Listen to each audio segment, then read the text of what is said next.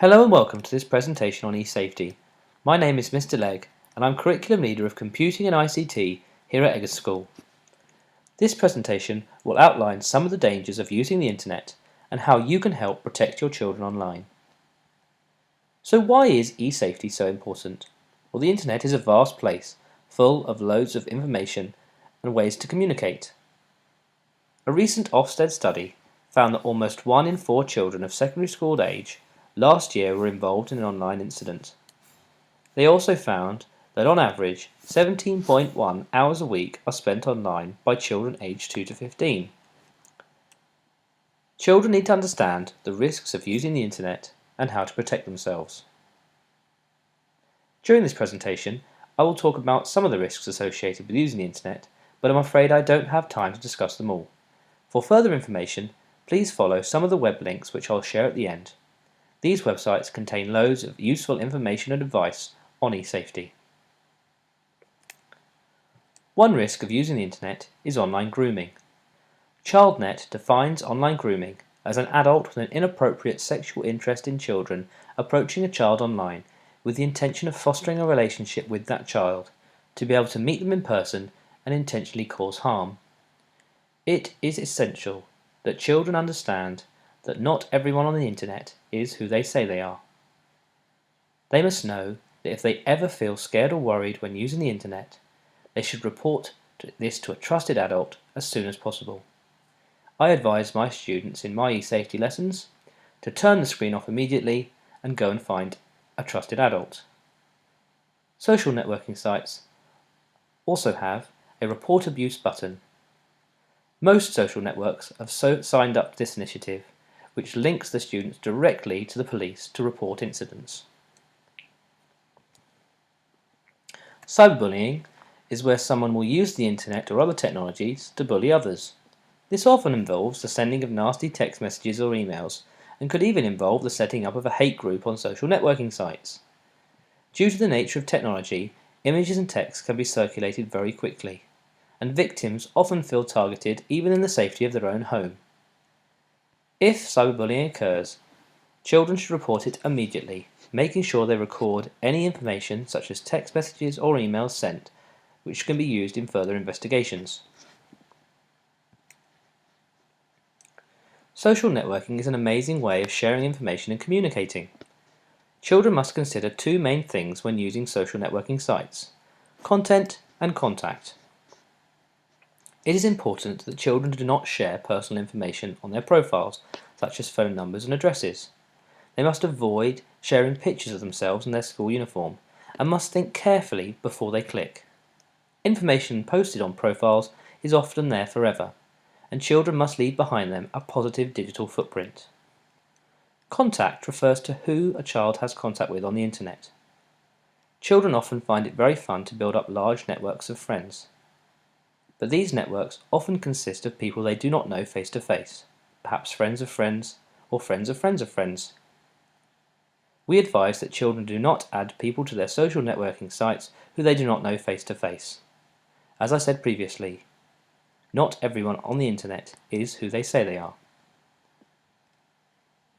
Online gaming is an amazing way to communicate with your friends and have a good time.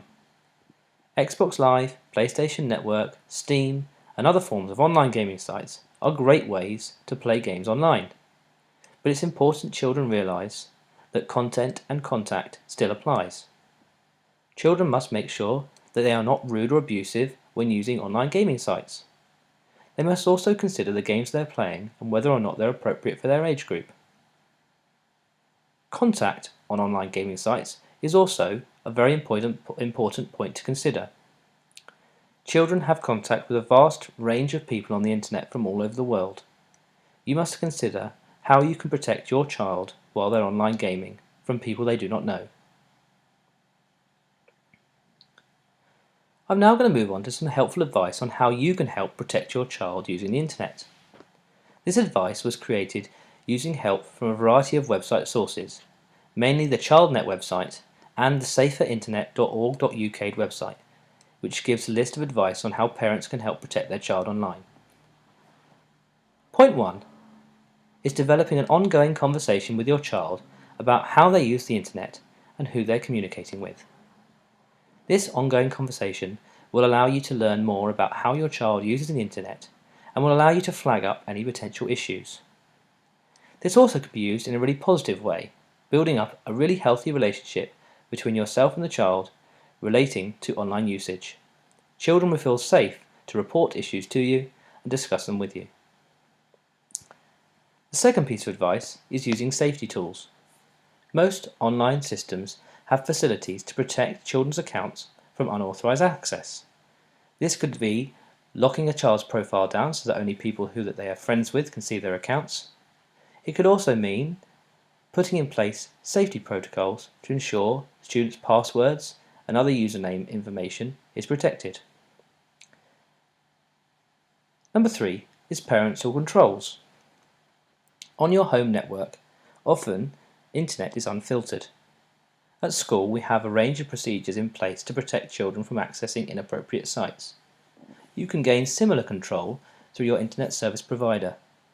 If you speak to your internet service provider, such as Sky, BT or Virgin Media, they can help you filter out inappropriate content from coming into your home networks, and so protecting your child.